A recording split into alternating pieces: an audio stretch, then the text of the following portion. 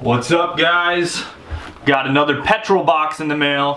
Super excited to open this thing up. I always look forward to this time of the month. Go ahead and drop in the comments below, guys. Do you guys have petrol box? Do you have tuner crate? Do you have any box service? Put down there below.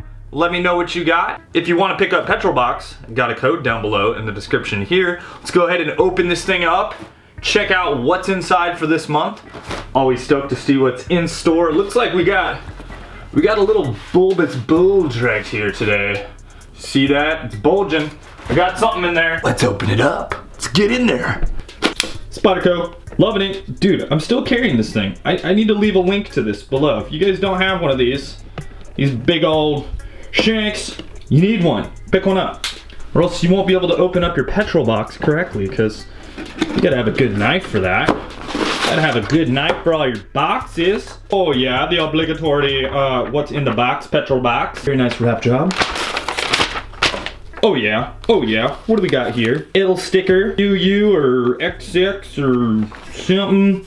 I don't know. Star sticker thingy.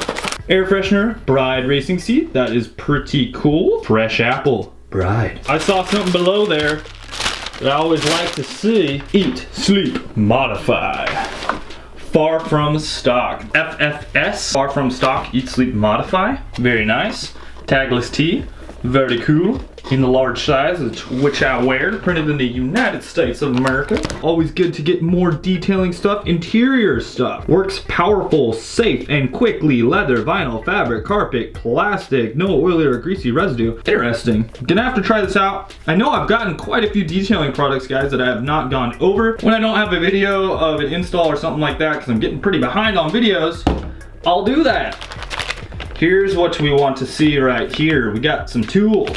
Williams 1/4-inch drive right here. What do we got in the end there? If you have a 1/4-inch drive wrench already, I guess you could just snap it right in there and you can use it as an extension piece too, which is kind of cool. Petrol box ride of the month right here. A4, A6, I can't even tell anymore because they're so freaking long. But that thing looks very nice. I really like it. I always love the wagons. I'm definitely a wagon fan. Another wheel to add to my wheel collection. This was from like a long time ago, and we got another one here. I love these things, these little cup coasters. Super cool.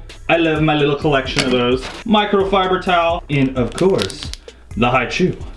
So today I got some more parts for the Berty30. This is more on the safety stuff. So basically, got some seat mounts. I'm gonna show you those. They are super legit. I am totally stoked on literally just the base. I'm excited to get the seat in the car. The safety gear is definitely important to me for doing track days, doing autocross, doing drift events, anything like that. I basically want to have all my safety gear first because, you know, we tend to kind of go with, you know, performance upgrades, like we want more power and things like that and different tires, but you know, safety sometimes lacks. And I don't want to do that. I want to go with the safety stuff first because that's what you should be doing when you build a car, is you want to be safe in it in case you crash, because crashing's bound to happen. So let's go ahead and open up this box. Just got this one in the mail. So I got it from these guys right here. So I'll leave a link to this part down below. Garagistic.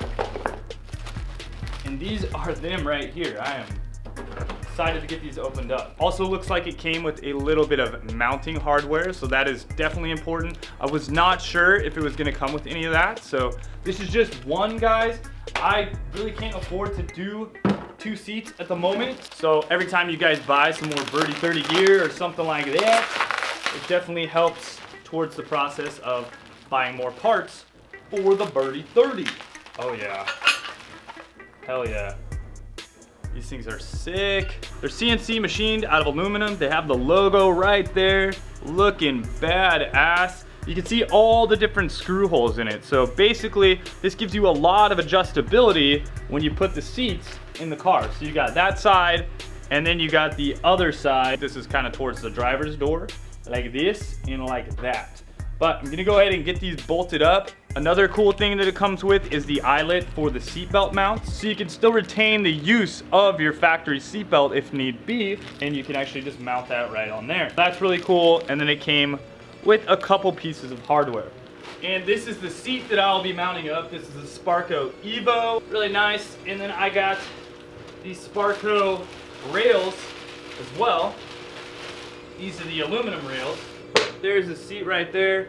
Super light, it fits me very, very well. It's in the proper placement for my seating position. So basically when you're looking at a seat, you wanna make sure that you're not too low. So your shoulders, you wanna make sure that your shoulders are at least above the openings for the straps. Also, you wanna make sure that you're not too tall where you're completely covering those. If you had them too loose, basically you can run into issues where, you know, if you had a rollover, you would be flopping all around the car, and if you had them too high, you could basically like compress your spine. That's not a good thing. That's not what we want to do. That's also why I'm not going to be going with a harness bar. I'm going with a roll cage. So I'm actually going to be doing a half cage coming up here soon. So I am really stoked to get that going, but I want to get my seat installed first. That way my cage builder can build it around me, because you want to make sure that your cage fits you, not just one of these random ones out of the box. There's those side mounts. The aluminum ones, looking awesome. Also, because I kind of just test fitted myself in the car, and my wife, I want her to hit up some autocross events with me. She's a lot shorter than I am. I'm like 6 foot tall, she's like 5'2", so, you know, a little bit of difference there.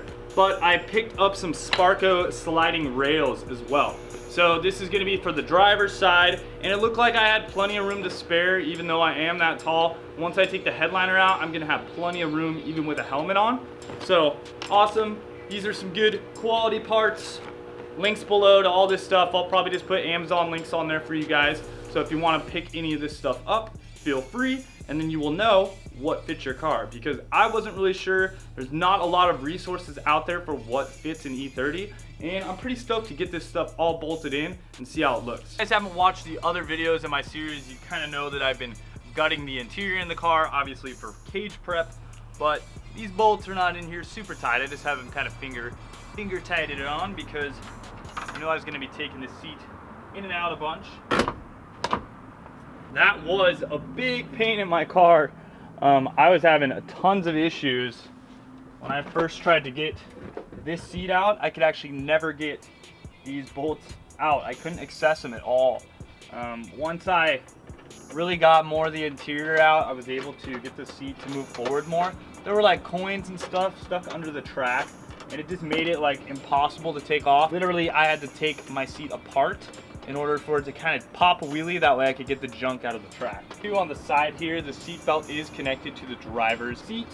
Quick disconnect for the racing seats. Got the NRG one on here. I may switch up the steering wheel itself. I'm still cool with the hub. The NRG, I like the steering wheel. It definitely feels really good in my hands. However, I have a Nardi over there too. Might pick up a Sparco or an OMP. I don't know. Kind of all depends on how this one does for me. So far, it's actually been doing really good. It's really nice and sturdy from what I've seen. Everything that I've thrown at it, it's been really good. Now you can see that is the seat area right there. I'm still working on taking out all the sound deadening material out of the car. However, I'm pretty far along. Just taking that seat bracket, just gonna place it in there. There's two placements. You can see there's the closer placement and the farther away placement. So I'm actually gonna go with the farther back one because I'm a little bit taller. Mounting those down there, they look really good. I'm gonna go ahead and put the factory bolts down in it, and then we can place the Sparco seat on top of this stuff and kind of see where we need to align the holes. So here's a shot of the brackets in the car. As you guys can see, you know, there is a part that you can use the stock seat belt if you would like to, and you can see all the holes drilled out. Now, for me, on these with the Sparco sliders, the actual holes did not meet up. I mean, they met up fine for like one of the holes, but in the area back here where I put the bolt, I actually had to kind of bore out one of the holes on the slider here. I just had to make it a little bit bigger with Unibit. That way it would fit these bolt patterns. Not quite sure what the bolt pattern is set up for currently, if it's for caros or what it's set up for, but yeah, it didn't really 100% work for me with these holes. Side to side worked out really good. As you guys can see, you know, it's a good, nice good fit. The CNC is great. You know, it's very precise, and that is really cool. Just like all these seats, think you always just gotta do a little bit of modification to make them work. Obviously, the hardest part is getting them mounted up into the car, and then once they're in there, you're good to go. Oh, look at all that. You know what that is? Carbon freaking fiber. Oh yeah.